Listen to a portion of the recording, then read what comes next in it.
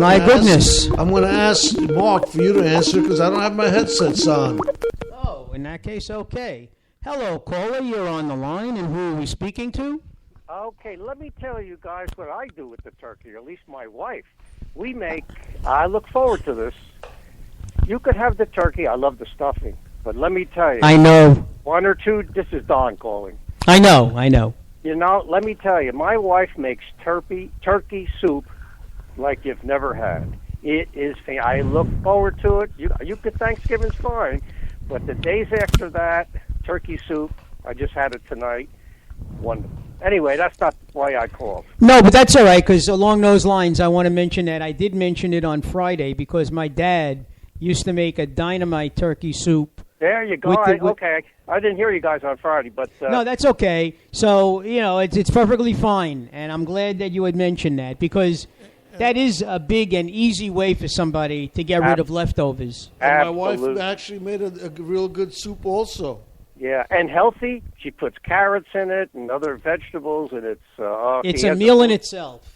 You know what? Exactly right. It's a meal in itself. Well, one of my favorite soups is just a simple chicken soup with some turnips and carrots and a couple other vegetables. There you go. Keep life simple. Keep life simple. That's been my motto for the longest. What do they call that? The Jewish penicillin. Yeah. All right, guys, you know what's on my mind? I mean, we could be talking about, I don't know if you have a theme in mind, but we could be talking about China. We could be talking about, I think you were talking about Medicare. I think that's been talked out for a while, and, it's still very important. But you know what's on my mind? This new Pope, I'm telling you, I'm a former Catholic. I'll admit that. And so for the longest time, or many, many years now, I haven't been going to Mass. I've been going elsewhere. But this new Pope, Francis, has caught my attention, I must admit. I mean, I don't think he's going to, bring me back to Rome, but I think he's a fascinating person. I wondered, if we can dialogue a little bit, what your thoughts might be. Absolutely, because I don't know if you had a chance to listen to what we were talking about. We were talking about the train tragedy that just happened, and the tragedy out in California, and the show's actually dying. I hate to say it, it's just that's not something you really want to talk about. So but we will certainly dialogue with you on Francis. I think he has the possibilities of being one of the most transformational popes of all time. Yeah, he certainly that potential there. I was having talk about Thanksgiving. We were visiting with some friends, actually a distant cousin of mine and his wife, both are very bright people, both retired, but well-read. And I said, I wonder if Francis has in the back of his mind what Pope John the 23rd had, and that was, remember, he was the one that had Vatican II.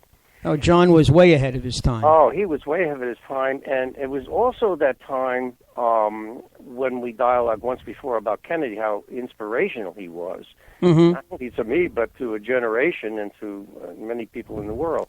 Well, don't forget, Pope John the 23rd also lived at that time and was also inspiring many Catholics, even many Protestants and Jews, I'm sure, many people of other religions, because he was opening up the dialogue in the church. I think it was called a Aggiornamento, which meant opening up the church.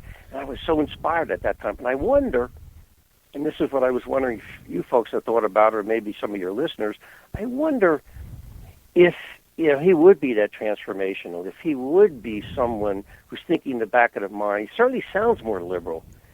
I think he's,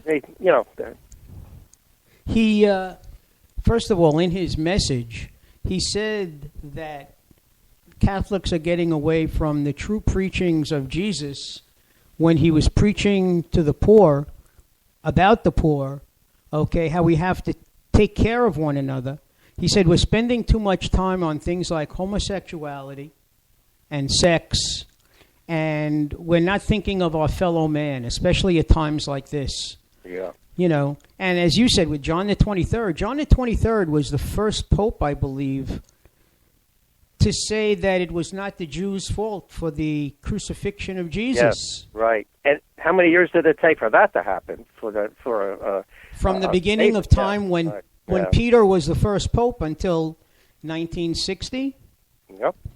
Long time, wasn't it? Well, Yes, it was. even think about now seeing that Martin Luther took 500 years, 150 years or something for him to say, oh, he was one of our brothers after all. I mean, it takes the church a long time, to stay and come into the modern world.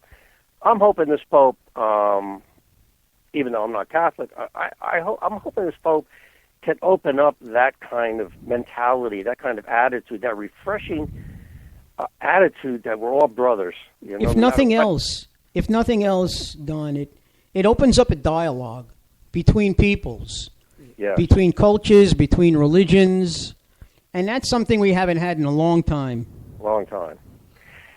Unfortunately, I don't think he's going to be able to achieve that much. He's only going to be able to take some baby steps, possibly. That's it. But someone's got to start. Well, if he's given the gift of time that John Paul was given to lead the Catholic Church and be the head of the Roman Catholic Church, he might just make a fairly big dent. He could, and I guess that's why I'm raising the topic, because I'm hoping. I mean, even beyond Catholicism. I mean, just think of someone with an attitude like that, because a lot of people listen to him, particularly with the tone that he set now. I mean, he was asked, what do you think about gay people and so forth, and a beautiful statement. He says, "Who am I to judge?" I mean, coming from a pope? I mean, that was incredible. So he's setting the right tone of openness and brotherly love and the whole attitude that could permeate throughout our culture. And that's why I like him at this point. I was talking to my cousins as I was saying this over Thanksgiving weekend, and I said, I wonder if he has in the back of his mind Vatican III. Now, my cousin said to me, "Oh, come on, he can't do that because it takes 400 years to have a Vatican Council." Well, he just had one. Is it written that it has to be that long? So that's right. That's a very good point, Mark, because I said, well, the first Vatican Council was in 1870. That was the council when the Church, in all their wisdom, I'm being a little cynical, but in all their wisdom, said the Pope's infallible in terms of faith and morals. Okay? That was 1870. Well, that's not 400 years ago. No. So, a Vatican Council could be called, even though it's been tradition supposed to be 400 years, the Pope can do what he wants, can't he? So in the back of my mind is I'm just hoping that he's going in that direction. Maybe not next year, maybe a couple of years, but I hope he begins to be more liberal, more open to the modern world. It looks like he could be. I just wonder what you guys were thinking. Well, I agree with you because there's so many people branching off the Catholic religion because of their, I guess, how strict they are. And well, the church has gone through a difficult time, particularly with the pedophiles It would certainly take the focus, and I'm not saying the focus should be taken off of priests who are pedophiles and abusing the young, but it would certainly give journalists and people something else to talk about with regard to the Catholic Church. Yeah. Were you aware what one of the latest things that he did? He sent out a survey. He's going to, or he has sent out a survey to about married priests. No. He sent out a survey to. It was like a focus group. He wants to get people's opinions throughout the world.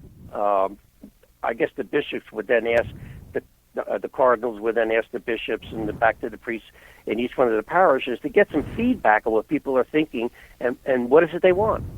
What is it they want? Now that would be an interesting survey, wouldn't you think, when he gets the results of that? That's a historic move, I think, to ask the people what do you think about these different topics about women not becoming priests, about gay sexuality and intermarriage and all that kind of thing. What a fascinating thing to do. There was a time when it was said that homosexuals would never be allowed to get married. Right. Okay, So it's almost like the James Bond never say never. Yep. Okay, because really, when you think about it, a priest gives matrimonial advice to those couples who are having matrimonial problems, and the first thing that some of them say is, well, he's not married. Why should I go to him? What does he understand about the problems that I have? Yep. Yeah. Well, you're right. And think about this. It wasn't so long ago that the American Psychiatric Association said that homosexuality was a sickness. A sickness, exactly. Yeah. It was an illness. It was a malady. It was an affliction. Well, according to Michelle Bachmann's husband, you got to pray away the gay. And of course, the psychiatrists of the American Psychiatric Association have changed that whole attitude not so long ago. So, I guess there's still hope. What I don't understand when it comes to people objecting to same-sex marriage, people adopting children, or choosing to raise a biological child by an artificial insemination because of their lifestyle, no one ever seems to say that it's heterosexuals who give birth to homosexuals. Homosexual, exactly. I think the children are safer in a household like that than in a household where you have a mother or father who's shooting up on dope or who's an alcoholic. Exactly. Yeah, good point. Excellent point. In fact, some studies have shown that I know about recently is that same-sex parents don't necessarily raise sick kids, That's right.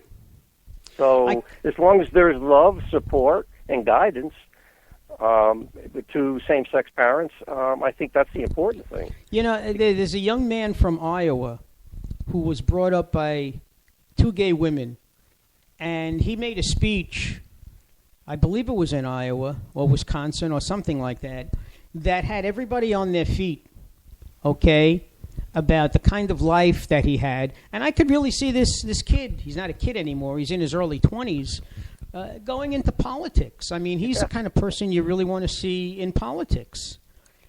He just has a way of capturing the audience, and he's telling it like it is, and he's a perfect example.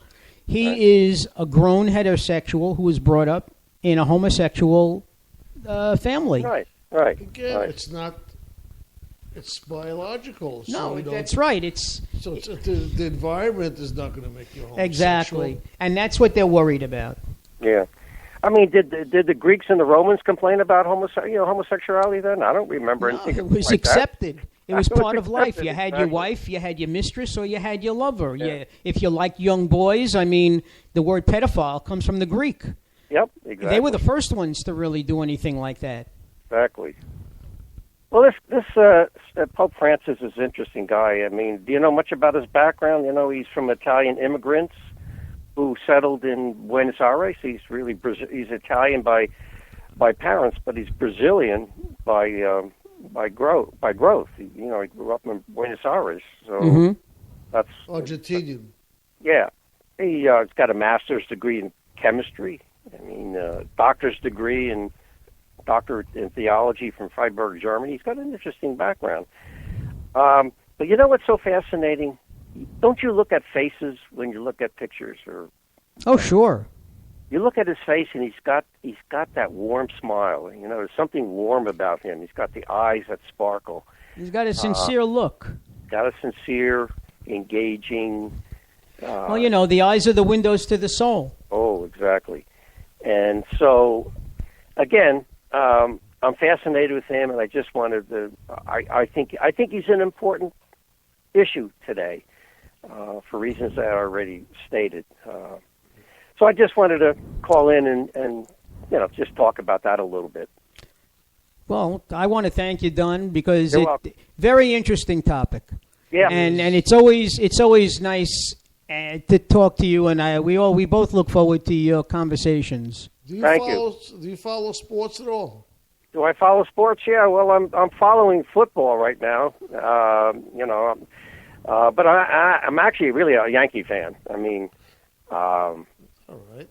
You asked because you are a sports guy. I'm not a real big football guy, but I know this was a pretty the interesting. talk of the weekend, Talk of- the game yeah. against Alabama and Auburn. Oh, just